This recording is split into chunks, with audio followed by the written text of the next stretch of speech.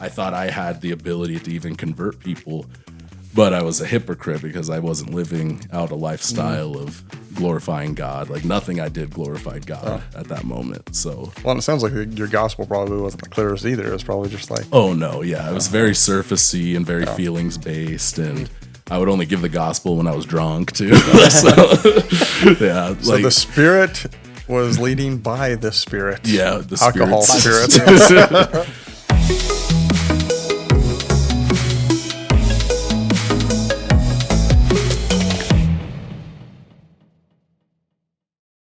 You may have asked why I gathered you here today. Why? Why do you gather? I said you might have asked. No, we wouldn't have asked. Too ADD for that. Yes, indeed. No, but it's just kind of talking Yep. and getting to know each other. It's kind of the point of it for Sundays. So we had Pastor Noah on earlier, and that was fun. Yeah, that was good. Were you both there for that one? Yeah. Okay. Yeah, he shared some pretty cool stuff, some stories that we hadn't heard, and I'm not going to share because you're just going to have You to have watch to the watch podcast. So to see or listen to see. Listen to see, yeah. I was so thrown off when he schooled us in basketball a couple Yeah, weeks it was ago. crazy. I was like, wait a second. He's like flying through this thing. Like, Yeah, but I was he's- also afraid to hit him. yeah. You wanted to kind of a little bit hands off, but yeah, he's played basketball forever. Like he's been a part of leagues and stuff like that. So I know he's done that for a long time. Pretty So good. he's a balla. I think he would have told us that, but instead he just went all out on us. Yeah, he pretended to be old and Scored like senile, 45. and then just shooting off court shots. Email. Oh, that was pretty cool. I would actually like to hear Jordan maybe just share with, we've probably have heard it, but this is really for other folks as well. Just kind of your like your journey maybe from birth. getting off some of the journey from her From birth. from birth. Oh yes, it was a warm, dark entrance into the world. Yeah. That would be weird. No. No, yeah. Where to start? I'm originally from North Dakota, which a lot of you guys know that. Both my parents are retired Air Force. So my dad served 27 years and my mom served 18. And I'm the youngest of 5. So I have 2 older brothers and 2 older sisters that still live in North Dakota or Minnesota. We grew up Assemblies of God. So it's kind of more Sound theology. Yeah, sound Arminian. I didn't even learn that word until coming here. So they're just like, oh, we're Christians. So that was a good sign. I didn't But, even know what I was. yeah. Or like I would ask my mom's like, what's our like denomination or theology? And she didn't really know even. So that tells you how much that they kind of preach that.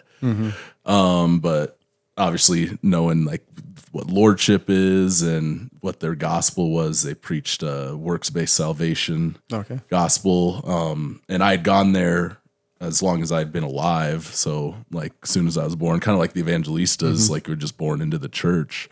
So it was our church home, and we went there, and the biggest part of, I guess, my testimony started with Royal Rangers, and that ministry mentoring future men to basically become godly men.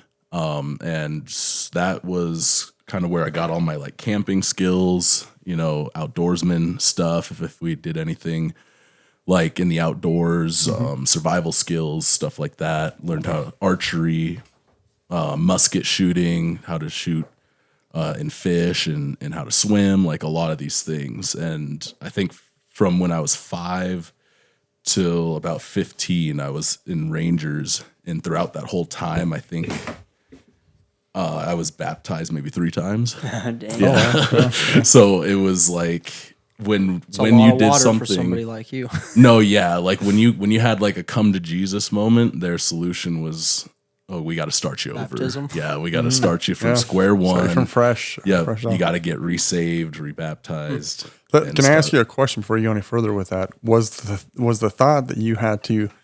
Was it because you actually lost it and you needed to get it back? Was that the idea, or were they like, yeah, you may never have ever been again? I mean, classic Armenian is you lose it, but I'm just curious: did they say you lost it and you had to get it back? It was clarified that I lost it. Okay. Yeah, it was very much so that you had it this day, now you don't have it, and because of this fall or this failure is why you don't have it, and you need to get it back. Okay. So throughout all that, I've had a lot of mentors in the faith, like some really awesome gentlemen. Like I'll shout out Commander Dave Sundin, who runs Rangers up there in Grand Forks. He's like a grandpa to me, basically, just because he took us out, did all this stuff. Like I spent more time with him than I have my own dad, really doing these camps. So like it's got a really soft spot in my heart for just his motivation to serve and want to grow. But lo and behold, the theology wasn't very sound. It was kind of surfacey, and they did things like with the spiritual gifts, with like speaking in tongues and the healing hands and all that were like the sign gifts that they believe the Holy Spirit gives them as proof of their salvation. Have you ever spoken in tongues like how they say it? I basically pretended to. Now that I think of it, like there were times, when we would have like these prayer circles because they had a program within Royal Rangers called FCF, which stands for Frontiersman Camping Fellowship. And it's basically just primitive camping. So you get out in buckskin, you have canvas tents, and you don't have any technology to camp with. Like you can bring your phone and stuff, but you're not using like, I have this high-end Coleman grill that I'm going to grill with. Like everything's either cast iron or over the fire cooked. Okay. That's cool. Yeah, it was actually one of the things that I really miss is being able to go out and camp and just kind of get away from the city life for a weekend was really fun. But going back to really with the baptisms, they were the ones who kind of pushed that. And I guess if there was any part that felt a little culty, it was within that kind of group of gentlemen. And I think the intention was to kind of have these come to Jesus moments where like we would have a prayer circle after like worship and a message, and then we would be praying for 3 to 4 hours until like well past midnight. And then I believe that before learning, what a sound gospel is, I had put my salvation moment was when I was around 8 years old, when I had asked Jesus to come into my heart, and I had to say it with my mouth and then get baptized and do the whole 9 yards for what I believe they call the 4 pillars of salvation, which do include things like being predestined or elected. So throughout all that experience, I had Bible memorized, like verses that were memorized, but I never really interpreted scripture. Like, so it's just more of a, like, I know it, I have the words memorized, but there wasn't a whole lot of substance to it. Like, not real sure what this means, but I know it, that kind of thing. Yeah. And I think because of that, a lot of questions weren't answered. Like, what's the purpose of speaking in tongues? Why is baptism required for salvation if John 3:16 exists and it says all we have to do is believe in Jesus for everlasting life? We never really were trained to ask questions in the text, if that makes sense. Yeah. Was that ever frustrating for you? Like maybe not early on, it might not have been, but later on, did it ever just cause you like a little, I don't know, consternation, like a little, like, man, why can't I get answers? Yeah. By the time I was a teenager, I think I had kind of I think the biggest issue with faith like that is it's more of an experience-based thing. So once I stopped experiencing new frontier or new information, I kind of stopped, because there was nothing. And I think a lot of churches kind of have that issue to where once these kids who grew up in there, they get older, they start thinking for themselves and asking questions, and then they see you're contradictory, they're going to throw the whole thing out the window, which is kind of what I did. Is by the time I was 15 or 16, I had told my mom, like, I don't want to go to church. I don't feel the need to go here anymore. It's like, I'd rather just do something else. And that other thing was theater. So I started doing musicals and getting into like choirs and vocal performance gigs and stuff. So I was doing that every weekend. Before we continue going on there, because I think that's pretty cool. You have the coolest. You have to give us like your best, like Barry White in the microphone. Who's Barry White? Okay, never mind. What about Barry Black? None of us You know knew Barry who Black? that is. So like the best None of deep us voice youngins. interpretation, because you got a great deep voice. Baby, lock them door. That's the song you chose. No. Yeah, I actually, when I first started singing, the first song I learned was Bare Necessities from Jungle Books. That's good. Oh, For nice. the bare necessities, the simple bare necessities. Forget about your worries and your strife. Oh man, I like that. That's good. So, but I'm wondering is so just before you went to that route, do you think, and this is just a huge if, because there's no way you'd really know. I mean, just you're gonna guess from this point of view. So, but I'm curious, like, do you think if you would have been, somebody would have been maybe teaching you more and pouring into you, not just because you had a lot of people pour into you, but do you think if they were like actually challenging you with the word to actually help you to see and to understand it and to interpret those passages, do you think you still would have went that route, or do you think that may have helped with it? I think there definitely would have been a better chance that I didn't go the route.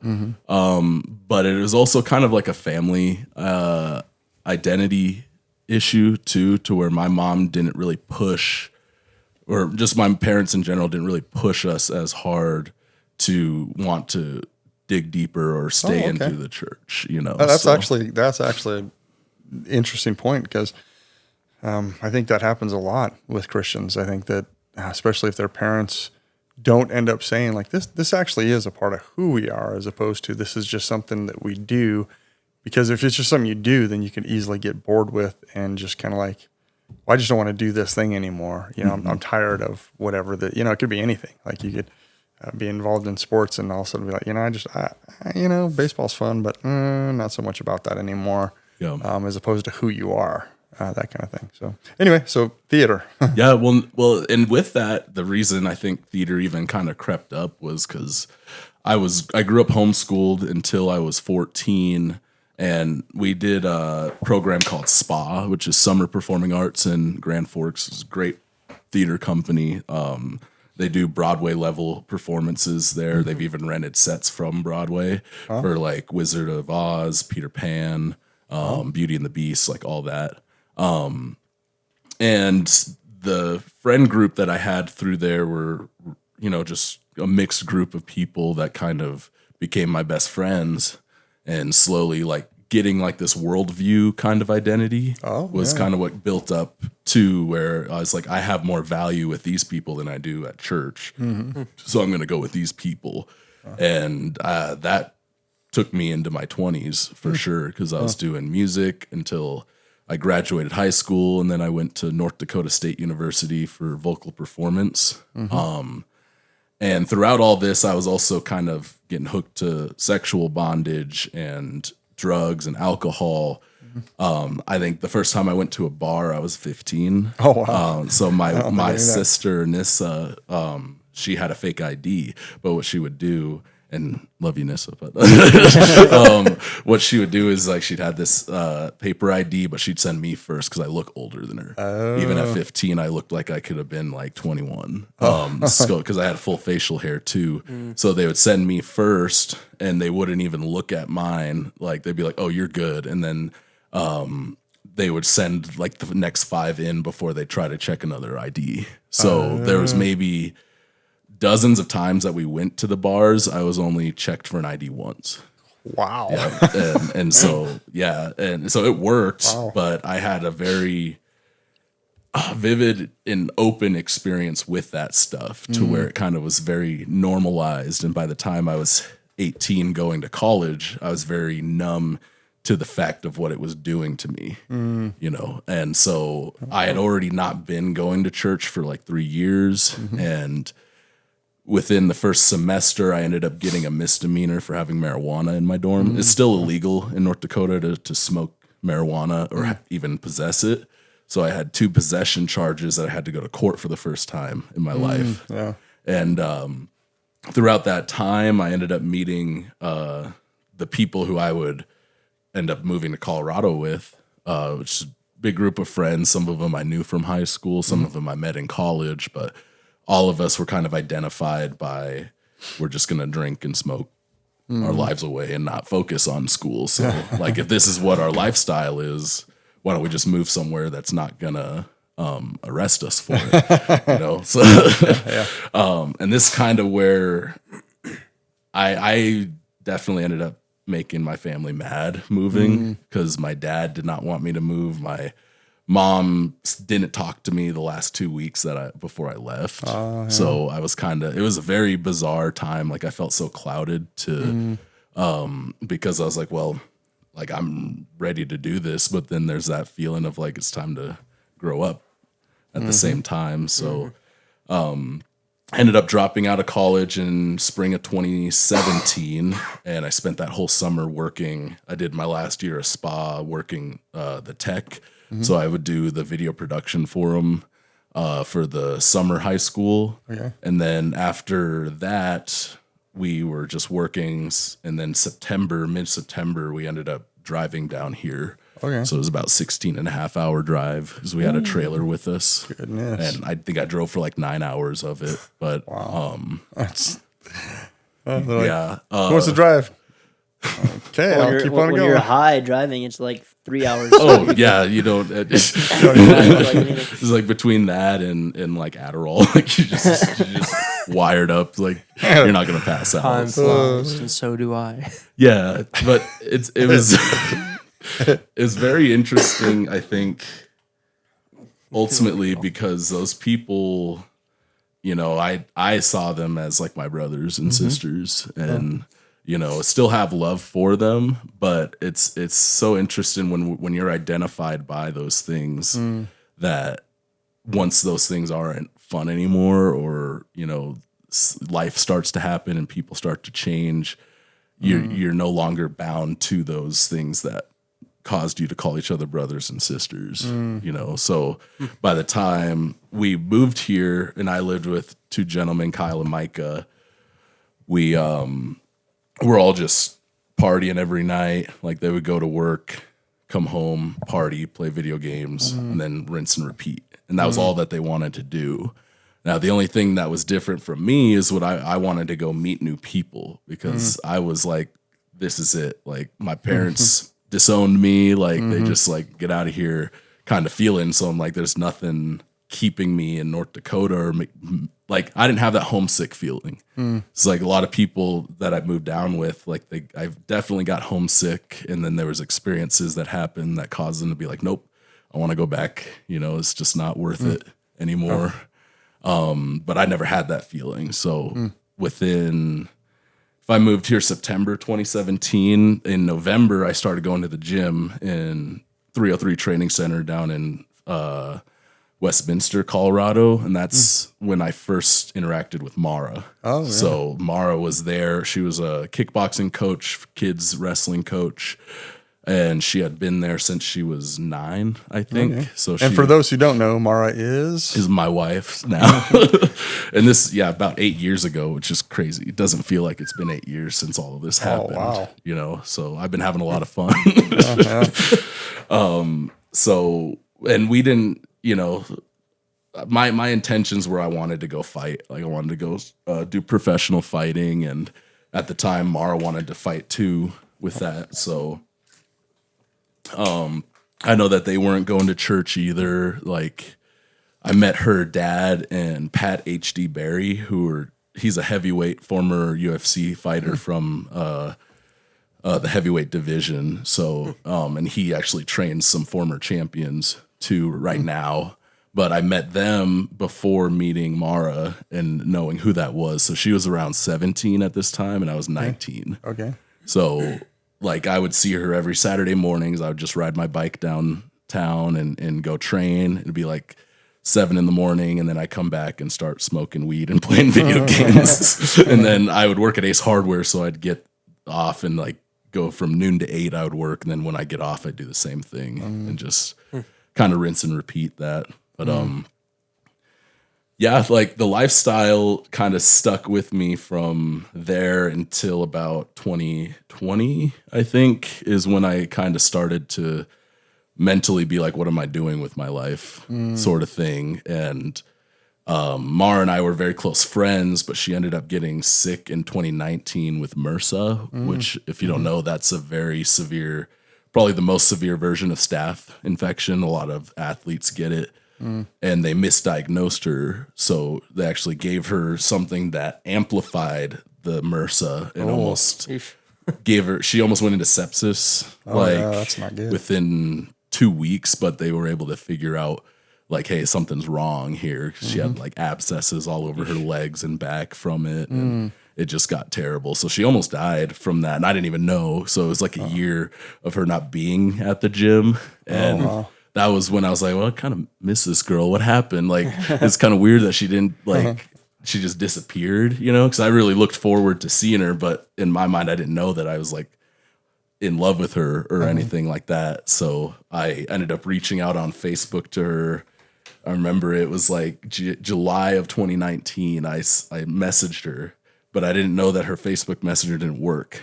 So she ended up, like, I thought she was just ignoring me the whole time. I was like, okay, so, like, she just left me on red, and that's fine. Like, it's like, I get it. Like, Just have to deal with it. yeah, you know. And I had positive and negative experiences in relationships in the past, and I've had sexual relationships in the past that were outside of marriage too. So that was just like, kind of like, oh, well, whatever, you know, didn't really think anything of it, but it just kind of stuck in my mind too. And so I started kind of stalking her on Facebook, but she said I was stalking her. She was doing the same to me. So I was like, you're liking my stuff, but you never messaged me back. So, like, why does that make any sense? So then I finally just commented on her stuff. I'm like, hey, is there a way we can talk? And then she gave me her Snapchat. And then that's kind of within 2 months of that, we started dating, I think. So that was 2020. Okay. And she, more than anyone, I think, has seen me at my worst when it comes to like drugs and alcohol and my swearing, and just like what I was between like 2020 and 2021 were probably the worst parts of me, you know? So I was definitely at that place of rock bottom, which granted, I didn't have to be there, but there was just circumstances that put me there. And you also put yourself there. And I put myself there too. Yeah. Did you try to hide any of those negative things from Mara at first? Or was it just, this is who I am, and you just went forward with it? Or was there a little bit of like, she had to get to know that you were this person?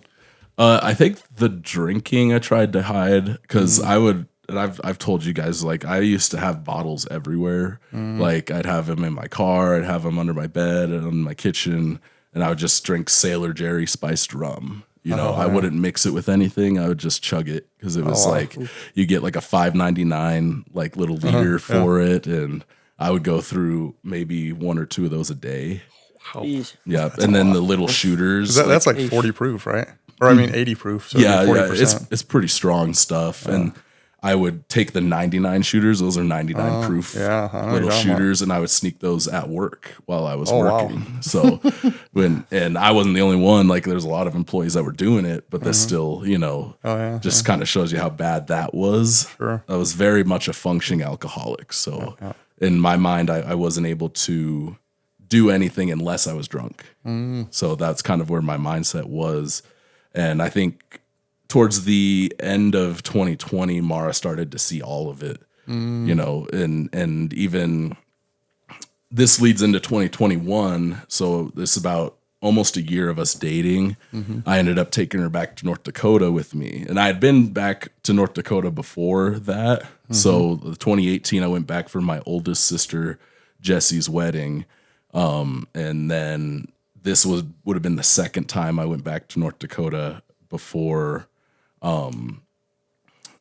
since I left, basically. So I was there just to purely introduce her to all my family and my whole thing was if you can see my family and be okay with them, then your marriage quality. That was what my mindset was, because I had so many girlfriends in the past that was like, soon as they saw how rambunctious my family was, they were gonna be like, nope, I don't want to live with this. So, but she really enjoyed it. And that kind of just leads into the question that she asked me, which again, we weren't going to church, and I didn't really have any identity in Christ at all. I considered myself a believer because I was like, well, I do this stuff, but it's just that experience is over. I don't want to really just apply any of my energy to church or whatever. Like the Bible, I've read through that hundreds of times. Like I know what it's talking about. And I thought I had the ability to even convert people, but I was a hypocrite because I wasn't living out a lifestyle of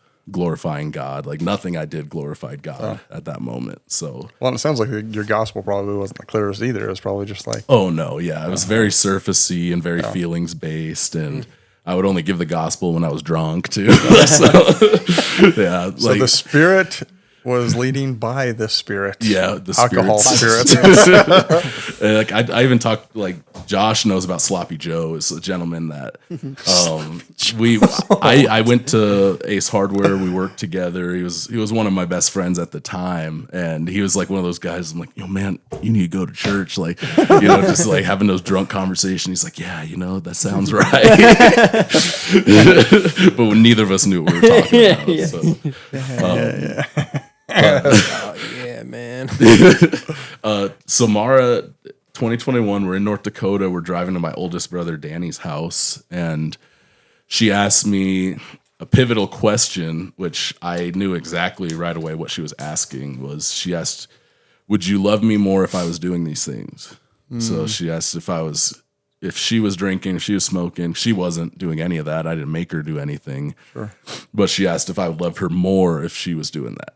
And she asked that, but what I heard was, do you love this stuff more than me? And that opened my eyes. Like I started breaking down. I was like, this is not at all, like, I feel so terrible that she even had to ask that, like the fact that, and it was true that I did love that stuff more than her at the time. Like that was the biggest thing. Cause it showed that to me, like, even if that wasn't my intention, that was the truth. Was that you're putting this stuff and you're protecting this stuff, you're hiding it because you love that more than you love me. And I was like, yeah, and I loved that more than myself, even at the point. So that kind of was where I made the mental choice that like I don't want this in my life, as far as I was prepared to be 50, 60, 70 years old and not changing at all my habits.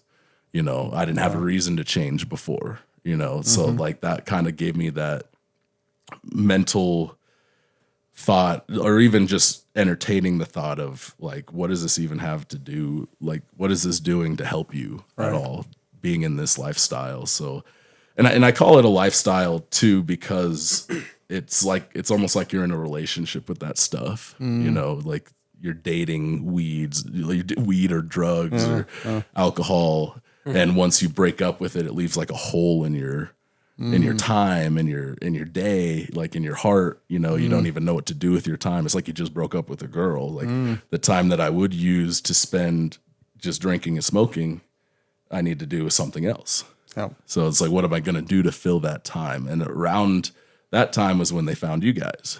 So that was around when I think Anthony, Mara's dad, ended up was looking for churches, and they went to a few of them. I think they went to Chapel Hill, and then I think, is it Elmwood, the one that's down 85? Yeah.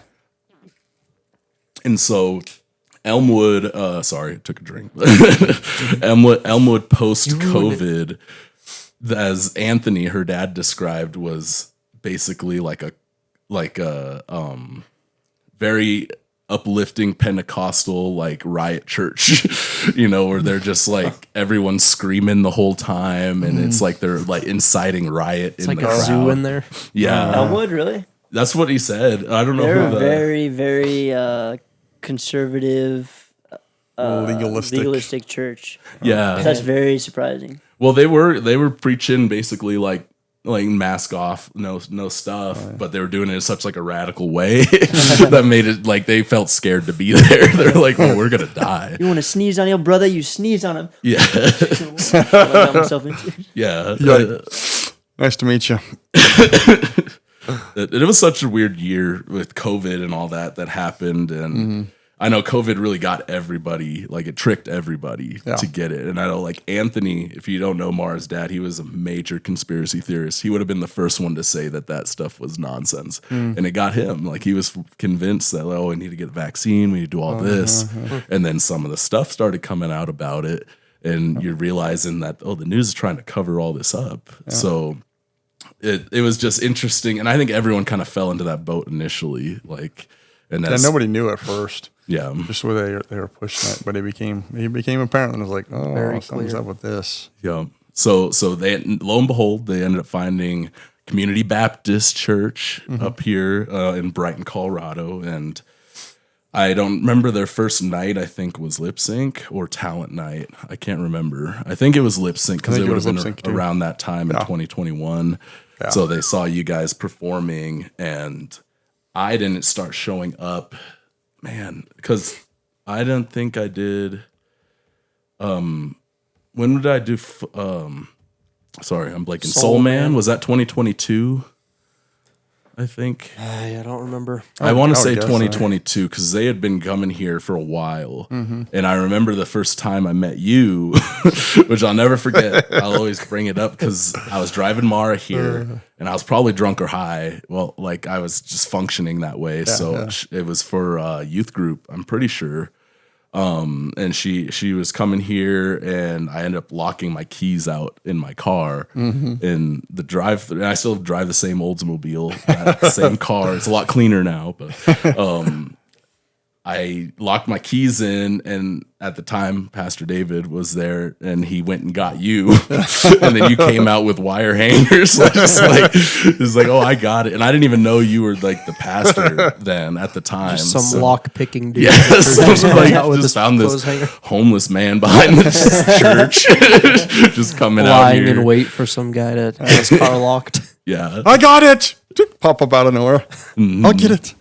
But it was. And I unlocked it. I got it unlocked. Oh yeah. It didn't take much. Kind of scary that I got it that you quick. were high and drunk, so it probably wasn't even locked. It was amazing. I was just mesmerized. I just put it in there, and I was like, "Got it." Yeah. But yeah. I mean, from there, like.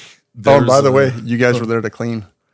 Oh, thank you. So it was a Friday night. Yeah, that was the first ministry that I think they had signed up for, because Anthony was like, he was on. We found out Anthony was the reason that we came, anyways. Their dad, and so we were just bonding kind of as a family, and like, I know not everyone here knows the details of it. Unfortunately, Anthony passed away on Thanksgiving night, 2021. He died of heart failure. So, and we were all there for that. That's kind of the next big moment from there. So the time between me knowing and dating Mara and getting to know Anthony and to that point was very precious. It still is very precious to me, because I'm like, I was able to spend like a year and a half getting to know her dad, and who would have been my father-in-law if he was still alive. Yeah. And so there was good, bad, and ugly through it all. And as you guys know, I won't disclose it all, but I think the beginning of their healing started when they came here. Even if there's so much drama and past things that needed to be addressed, that was kind of their starting point to like getting, like their first checkpoint was getting to a place that they could heal and come together from that. So, and I know that Anthony had his issues, but I think, because of the nature of this place and just how much I know that we've all grown from it, I think even if he was alive, that he would have been in a much better place too, mentally, spiritually, all that. Because I mean, sometimes you think that it's hard to heal when those things are still going on. Yeah. And when the source of that is coming from that person, then it's hard to imagine life without that, being how you identify yourself with that person. So, it was very tragic. And, I was there that night. That was probably the closest to death I've ever been, to be talking with one of you guys just like we are now. And then 90 minutes later, you're like in the bathroom dying. It was just extremely traumatic. And so it was kind of weird that whole year. And I knew a lot of people that died. The person who hired me from Ace Hardware, he hired me before I moved here. And he was like, you can come work here. And before I even had my apartment, he's like, come work here. And his name's Aaron, just like amazing guy, one of the best people I've ever worked for. And he ended up dying of kidney failure that same month. Oh, wow. Yeah, maybe 2-3 weeks before Anthony died, he passed away, and he was 38. He had five daughters. Yeah, wow. His oldest daughter just graduated this year, so it's like, too bad. Yeah, it was already kind of a rough time before that. So it's just that whole year kind of, to me, I just think of loss, but. So yeah, like and you guys were there for it. You guys kind of already know like the amount of growth from that point that, Mara, Tarn, and Shiana and Jessica, even they've grown so much in their own ways. And I think the biggest thing for them was forgiving themselves. And I think that was why around that time, I think between that and Lip Sync of 2022, I started to realize that the church that I came from, I never learned how to interpret scripture. I never learned hermeneutics. I never learned the theological differences. I never learned author's intent of this context. Did you ever even know the term hermeneutic? No, I never heard these And now words. here you just say it as if it's just, you could be saying that a like new- sandwich at this point. New herb they came out with. Yeah. Can I smoke it? You got some of that hermeneutic on you? 'Cause when I came A here, dime bag of hermeneutic? yeah, Heck, I'll take two. you get a lot of pride. I think a lot of Christians have a lot of pride, and they don't think it, but I think they have a hard time thinking that they might be wrong or that they might not know everything that this book has to say. And that's so important that we come to that place of, I may not have all the answers here, but because I've learned one interpretation or one person's point of view of this does not mean that that's the truth, that's solid. But I would say it took me like a year to get out of the mentality that I knew what the word was talking about. Just because they would find like practical ways to over spiritualize what the text was saying. So we were reading the words, but I never knew what it meant. Yeah. I never took it a literal interpretation of the Bible until coming to Grace Bible Fellowship. So 2022, I started to humble myself a lot. And that was when I think a lot of the growth in terms of me getting off of drugs, the first thing had to be the alcohol. So, and I had learned that when I drank, I wanted to do everything else. So it's like, when I'm not drunk, I could stop smoking for like 30 days, maybe, or doing all this stuff. But as soon as I drank, I wanted to go back. It's because my mentality or my limbic system in my brain overtook my cerebral cortex, and I was in fight or flight mode, and I would get violent too, which Mara saw a few times. Like I'd want to get violent before, and some nights I don't remember. And I think that was the last straw for me was, I think October 2022, I ended up, blacking out. And there's a gentleman that I was over at his house. Mar and I were there watching a football game. It was Monday Night Football. And I ended up getting a little too drunk. And I mean a little, I don't remember the night.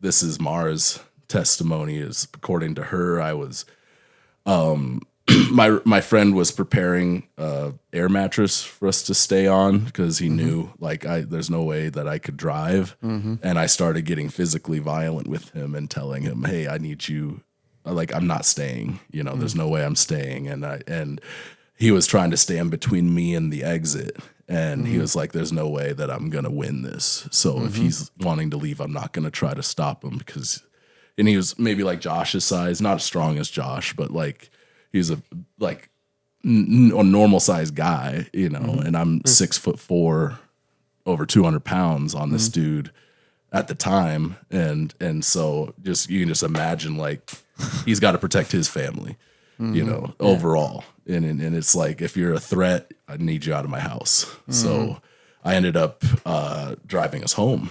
And I don't remember the drive home. Apparently we got home safely.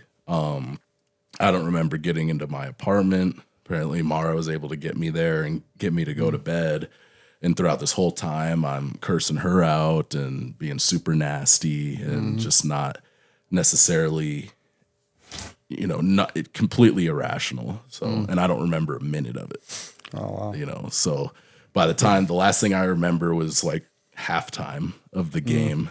And next thing I remember, it was like fourth quarter and they woke me up. And I don't remember anything after that. So that was October 2022. And that was the last time that I had actually bought a bottle of Sailor Jerry, because I fully expected that I wasn't going to hear from Mara again. Yeah. And I knew something bad had happened, but I was not expecting to, I figured I had scared her away, basically. So I was like, okay. But then she reached out to me the next day and asked if I was doing okay. So that's when I kind of figured out. And she told me just how scared she was in that moment and stuff. And I haven't talked to that friend since that night either. So it just tells me kind of how bad that was, is he ended up blocking me on everything. So, and yeah, like that's... Yeah, it's definitely really, really. I think it's really important to know that for me in that moment, I just thought, like, this has nothing to do with what I want to be anymore. Like we would have had a perfectly fine time if there's no alcohol involved in that night, but this thing is causing me to hurt the people that I love now, and in a way that it's like, yeah, like I was cold turkey off of it after that. So, lo and behold, the next month I asked Mara to marry me. Yeah. So November 2022, we got married, or we got engaged. So we went to she loves steampunk. So we went to a steampunk improv show downtown in Denver, and Jessica was helping me to get this all set up. And so I'm a month sober off of alcohol. I was still, I think, using my vape. I would use vape for like nicotine and stuff. And then I hadn't used any marijuana since July of that year. Because I'm pretty sure that was when I started with youth leaders. And I'm like, if I smoke marijuana, they're gonna know exactly what's going on. Like my eyes get super red when I'd smoke, so they'd be like, "There's something off with Jordan." And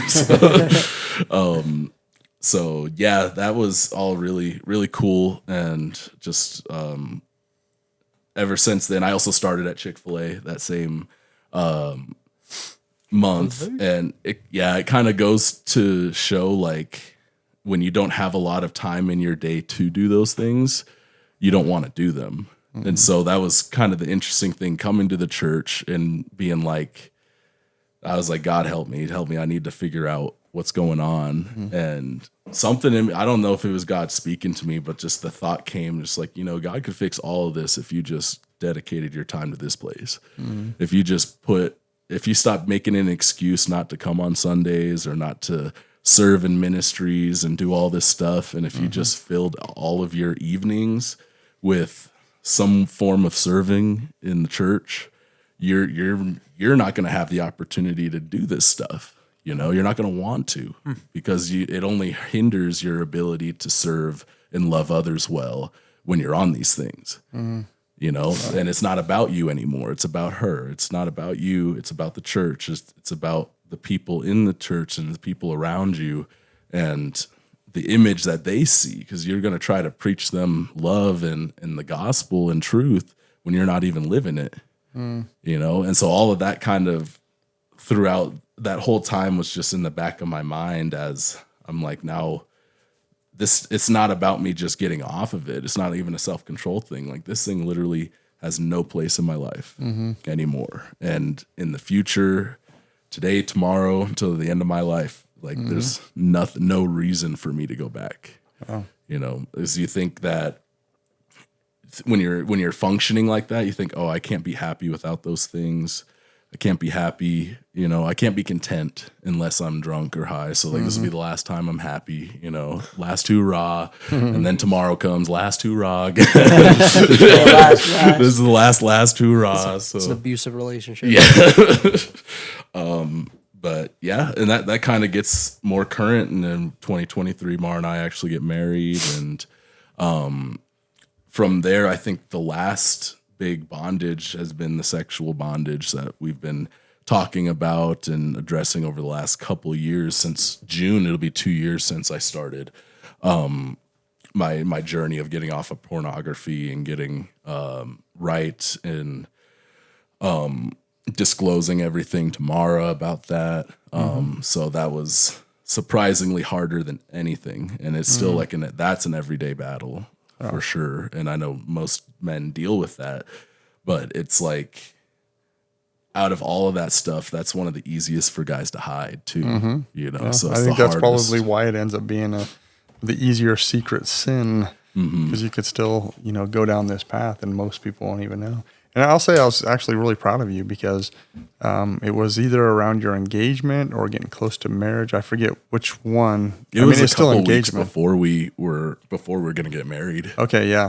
I think I had talked to you, I think, after meeting. I think we were all together on Sunday. And then that night, I think you were leaving, and I just wanted to touch base with you and just asked you, like, hey, are you okay with, like, purity stuff?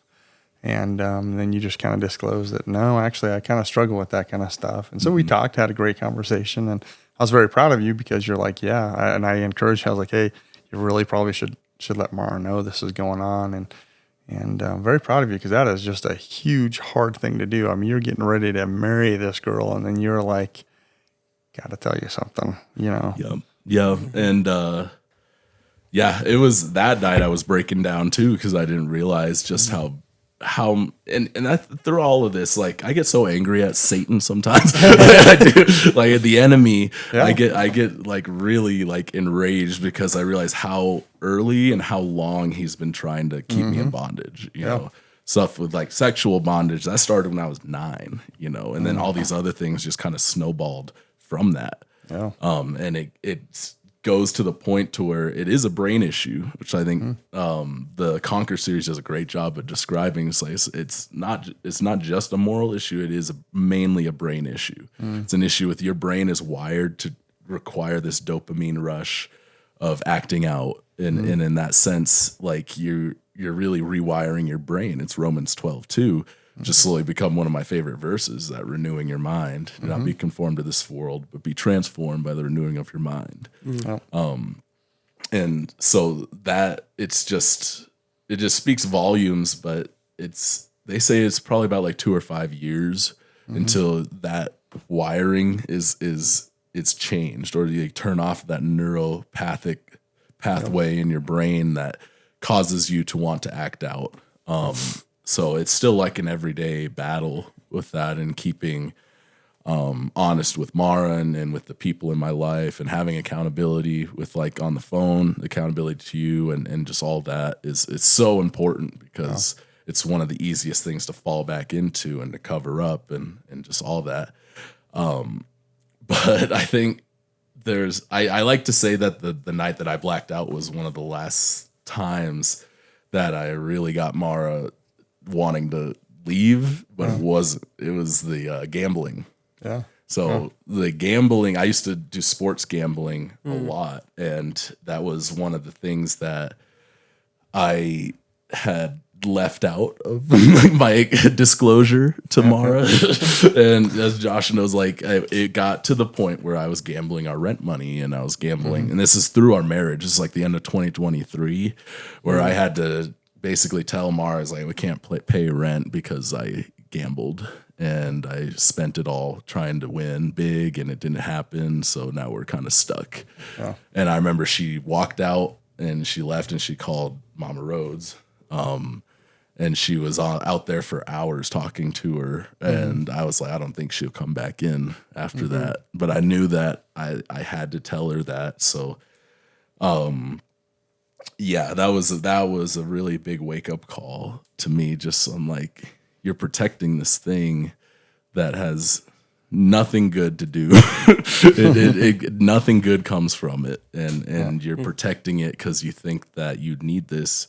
And it's also a trust thing too. Is like, I didn't trust that God could provide. I didn't trust that I thought, I had to do it all on my own or else. And so I think that was also God being like, hey, what are you doing here? Like, What about this part here? yeah, just I have find this fella. all that dirty laundry. And there was a lot of it. So it's really cool, and it's really freeing to see that, where those things, where like those issues, especially with like addiction, are where I think the Lord's going to want to use me the most in helping and counseling other guys, and helping them to get through that is such a big deal. And it's like not a lot of, I was thinking just recently, and sorry if I'm rambling, I don't mean to talk all the time, but I'm almost done. This is Josh kidding. No, I'm kidding. One of the big things for like with the addictions and just all this lifestyle of drugs is that none of that has anything to do with loving others, with glorifying God. And I kind of lost my train of thought here, but a little bit of it is like, if I was going to continue to do that stuff, God still loves me the same, and that's what my church before didn't tell me, and that was such a big humbling moment for me. It's like, even if today I was still doing that, God doesn't love me any less, from the day I was born. Yep. And that's such an amazing objective truth that we can all stand on. And it's so cool to me that was freeing for me, and not in the sense that, I can just go live a life of sin and he still loves me. That'd be true, but now I'm free to glorify him. I'm free to glorify him and live my life in light of that. So it's just a really cool thing. And another Conquer's quote was this gentleman who he passed away, but it was Dr. Roberts, pastor, his old black gentleman, was at a funeral. And I can imagine Pastor Joey doing this at a funeral. And he just gets up there with a deep, hearty voice. He's like, gentlemen, one day you're going to die. You're going to die. And your family and your friends, they're going to eat potato salad, sing a song, and then go home. And then what they're going to remember is whether you had a tragedy or a testimony. And I'm like, wow. So it's like, that's such a big deal. So it's like, I want to work on my testimony, not because I'm required to for salvation, not because of pride or like I want to look good in Josh's eyes or Pastor Joey's eyes. It's like, I want to glorify God in everything that I do. And that's like, you can turn a tragedy into a testimony overnight with that kind of mindset. And so, that's kind of really. I find it really interesting. Oh, go ahead, Josh. I was just gonna say that's why like salvation has to be thanks to grace. Because if it wasn't, then there would be no reason to ever want to actually glorify God with the things that you do, because you're only doing it for yourself at that point. But because salvation is because of God's grace, like we don't deserve it at all, is the only reason then why we're allowed to actually be able to want to glorify him. Because other than that, we're always doing it for ourselves. If it's ever of our own merit for salvation, it's always thanks to his grace that we don't have to do anything. And so it's always, that's why free grace is the only way you can actually have the motive behind wanting to serve God, and everything else is always just the action behind serving Him. It doesn't matter what your motive is. Yeah. That's a great point. It's totally, yeah, absolutely. Yep. As you were talking, I realized, and you can tell me if I'm wrong on this. So first of all, I counted basically 5 things that were huge in your life. And the first one was you kind of had walked away from God at one point. Mm-hmm. Second one, got into alcohol. Third one, you got into drugs, marijuana particularly. Fourth one, pornography. And I'm not saying when those things happen. I'm just saying that those were just a part of what you just shared. And then the last one, gambling. But what's interesting about it is you were already a believer, and you came back and you started realizing, like, man, I just can't do this stuff. Mm-hmm. And would this be a fair statement for you that when you started to grasp like the very clear free grace gospel and grasping the truths of that was also a way to help you get rid of those 4 things, like to battle them, like, okay, stop the alcohol. I need to get out of the, the drugs, the pornography, the gambling. Like, was that a help in that? Yeah, I honestly don't think I would have done it without that. I don't think I would have had a reason to, or I wouldn't have given myself, without having solid theology and understanding. I don't think my mindset would have changed that. And I can say that pretty safely because I did believe, but I didn't have any motivation to go to church. I didn't have any motivation to live for Jesus. I didn't know about rewards. They didn't teach rewards based, so my mindset never heard these things. It was never important for us to learn about hermeneutics because that's not at all. You need to worry about whether you're saved or not 24/7. That was kind of how my brain was wired as a believer, and that's how I was trying to wire other people's brains when I would give them the gospel, you know what I mean? So it was a part of just renewing the mind is come to that place of humbling yourself and being like, okay, I know that I had my own circumstance. I know that I was in an environment, but this literal interpretation thing actually sounds pretty good. And so and as I started going into it, I'm like, this makes a lot of sense. And I started realizing I've been reading these verses for my entire life, but it's like the first time that I read it. It was like the first time that it was opened. Like, I never put myself in Paul's shoes. I never put myself into, like, who is this for? Who are they even talking about when he says brethren? Like, is that everyone? Is that believers? I never asked those questions. So I would just take someone else's interpretation from that.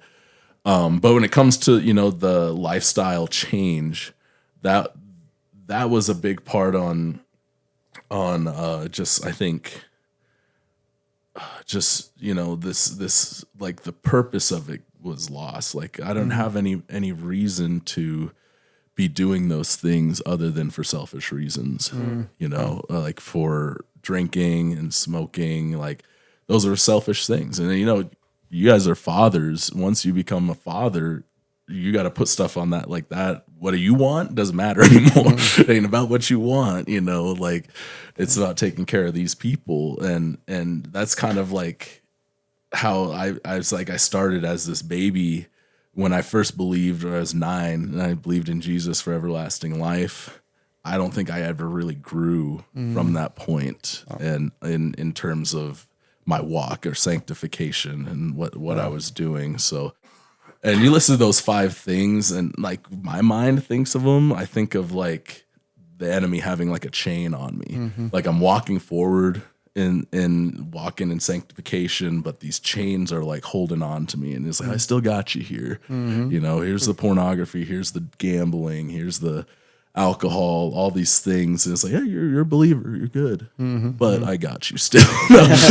not still have everlasting life, but it's like, this is still our little secret, and then that's like, I don't want to have any of that going in because I see how much that can destroy, and it just leads to death, the death of relationships, and the death of truth, and my ability to help somebody out of that hole, and then they see me committing the same crime that I'm supposed to be helping them with, then it's like, you're doing them more harm than good. And I saw a lot of that growing up in my church too. And I know we were talking about some other people that went there, like even sons of the pastors that are now atheists, that are now very woke leftists in terms of like they will never step foot in the church again because of how hurt they were, or in terms of like these people don't believe this nonsense, or like they'll say this, but deep down they really don't. You know, they don't practice this stuff. So it just leaves that bad taste in your mouth. And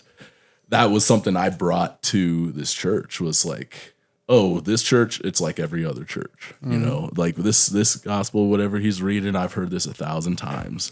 And then it was probably a solid year till I realized, man, I've never heard this ever before in my life. What's that one Newsboys song where they start with the quote before they start the song, where it's like, the only thing that's more, I'm going to butcher it if I don't know the quote. Is that Seize the Day? No? That's their I don't remember, but they like quote this guy who's basically saying like the only thing that's more, what does he say? Basically, it's to the effect that no one would want to become a Christian if Christians are being so hypocritical. Out of the same mouth, they're telling people to, like the correct things to do, but then from that same mouth go and cuss or do other things that no one's going to even want to come to believe. I don't remember the quote and what song it is, but it's on it. Do you think that, was there a difference at our church? Like with that aspect of living out your faith as opposed to a fake thing, or as opposed to, you know, just hypocrisy? Because you just said that was the case. And I'm curious from your perspective, did you see any difference? I mean, oh yeah. Yeah. I think the biggest difference in terms of living out your faith was, what my experience was growing up was, you'd go to church and you kind of turn on your church switch. You know, you turn that switch on for whatever, the hour and a half, 2 hours you're there, and then you're all churchy. And then maybe halfway through Sunday, you turn that switch off, you know, and then then you get back to the old things, the old patterns for the rest of the week. And then by the time Sunday morning hits again, the switch is on. When I came here, there wasn't a switch. It was just life. Like this is just what you do. Like what you're gonna do on stage is what you'll do to some person talking to them in McDonald's. You know, like you're getting the same Pastor Joey. So if I'm talking to Jared, I'm getting the same Jared. It's not like when he leaves this room, he's a different person. It's like, and I think that was so important because my switch was turning on and off. And there's a lot of Christians like that. Oh no, you're right, 100%. You know, yeah, I agree. But to where they're like, oh yeah, I believe it, but I'm just gonna turn that off for now. You know, they have different clothes that they wear for everything in their life. Yeah, work clothes, home clothes. Yeah, church clothes. You can go home like, I'm not gonna swear at church, but maybe like it's comfortable to do that at work, so I might go do that at work. Yeah, and that goes on. You know, some of the conversations. It's like, if it's not glorifying God, we don't need to be doing it. You know, if we're not living every day to love others, then, you know, we don't need to be doing whatever we're doing there, you know. And it's such a big deal to me now, that because I can be perceived as somebody who's not a believer, who's not loving others very easily in traffic. Like we talk about that a lot. It's like, that's one of the hardest parts to be a Christian, is when you're in traffic, someone cuts you off. I just want to hit them or something. But even that could be an opportunity to be like, oh, I'm going to glorify God here. I'm going to love them still. Even if they're not loving me, it's not about me. You know, it's about standing on that truth of what, you know, God's word says. So does that make sense? At least 100%. Yeah, I appreciate it, Jordan. I will tell you, I'm just so proud of you, because you really have grown. I mean, just looking at just how, you know, God has just like moved in your life in this, and just how you have just solidly followed the path. And just very proud of you. That's not to say that you couldn't have a problem in the future. But it is to say that you've really come a long way, I think. So proud of you. Yeah. Thanks for sharing. No, thank you guys. It's awesome. Thanks for sitting there, Josh, and listening. Yeah.